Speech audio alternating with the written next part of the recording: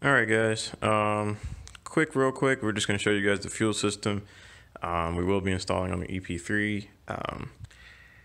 I kind of want to just lay it out just so you guys could see exactly how a return fuel system works, because I know some people don't know how it works, or two, these cars don't come with a return fuel system stock. So these have the return list system. That's why you only see one line going to the fuel rail on a factory EP3, RSX, anything, TSX2. Yep. So this is a return fuel system. This is what you need for boost. You can use it on all motor. I did use this on my RSX for all motor, and I did boost my RSX with this fuel rail. So it is a couple years old. It's been sitting in a box. So hopefully everything still works. If not, we will just buy some new parts. But here we go. Oh, too, that's another thing. That's why you don't sell parts. You keep them laying around. So one day if you boost your car or you boost another car, you still got it laying around. So, all right, so this is kind of the breakdown of the fuel system. We have our lines run all the way to the back of the car. This is going to be our, let's see, this is going to be our feed line. This comes from your fuel pump. That comes out of your fuel pump. We're going to do that too. We'll do a fuel pump install also with this.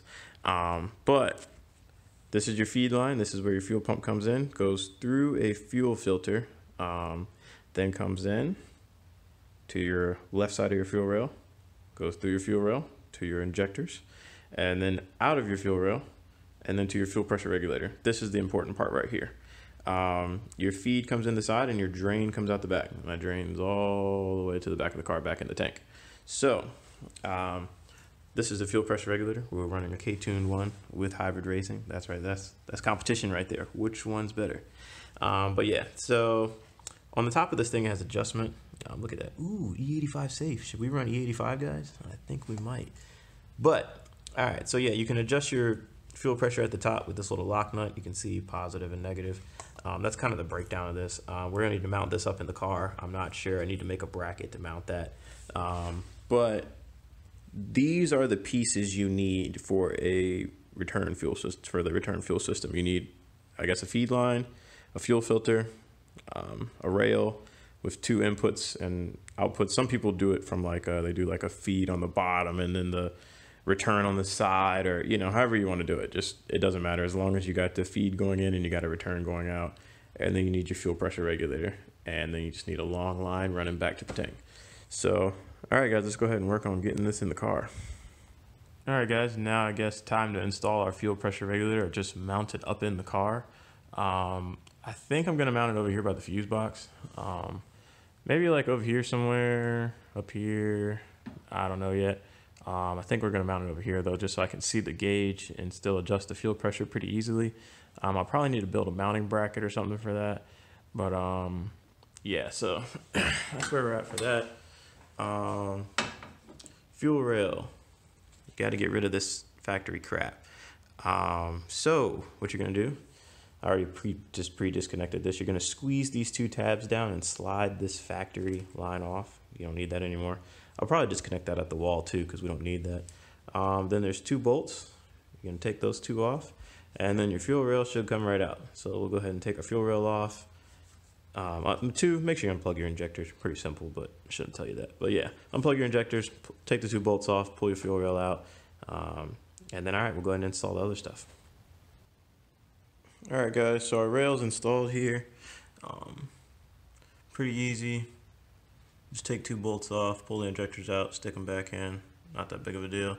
Tuck the injector harnesses on there, so it kind of cleans it up a little bit so you don't see all the lines running around. Made a little bracket for our fuel pressure regulator in here. Not too bad, it just kind of holds it over there to the side, so should be all right. I didn't want to mount it this close to the fuse box, but that's how the bracket came out, because I'm probably going to have to remove the bracket to adjust the fuel pressure, but yeah, it's fine. Once it gets in there, though, it'll be pretty good to go. So, all right, let's go ahead and hook our lines up next. All right, guys, so we got our first two lines hooked up.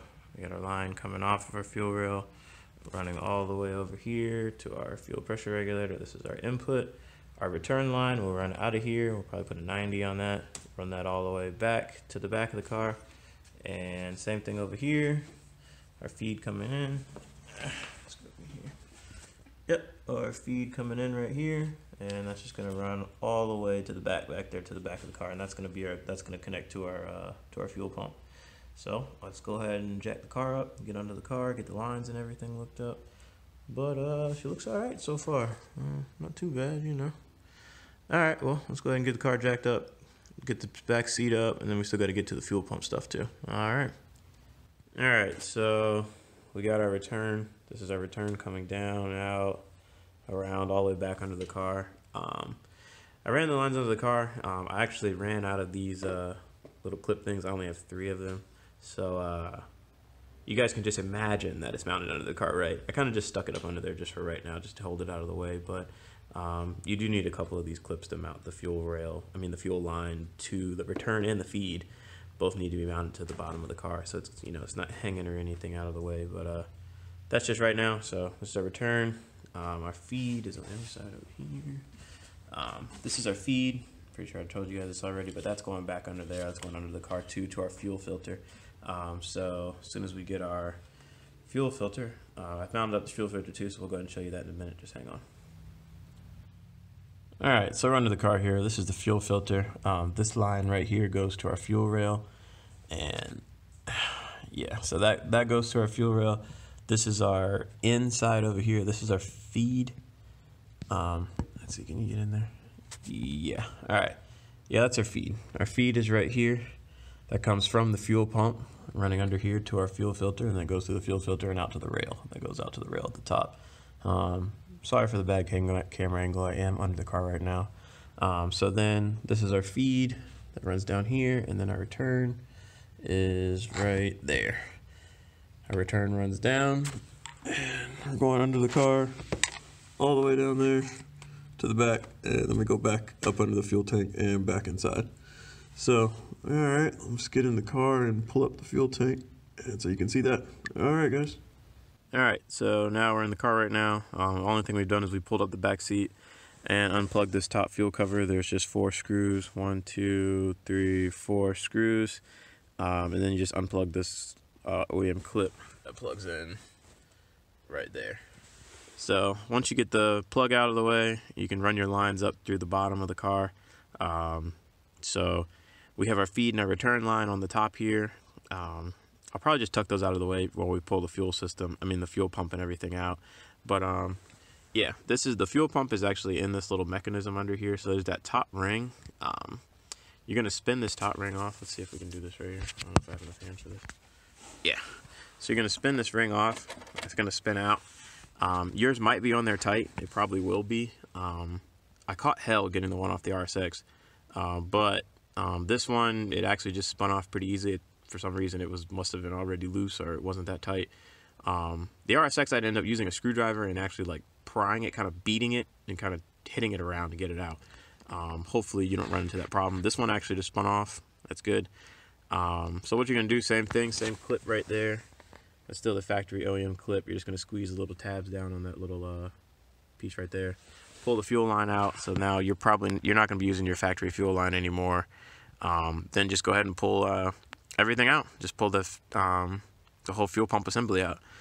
Probably a good idea too. Get some trash bags or something, or some towels to put over here. Like, so when you pull the fuel pump out and actually pull it out, it's going to be gas on it. You don't want gas to get on your carpet or in your car or anything like that, because it's going to smell. So yeah, get some trash bags or something like that, and I'll probably just use some trash bags, some towels, set it back here, and pull the whole fuel system out, and just go ahead and get it out of the car. All right, guys.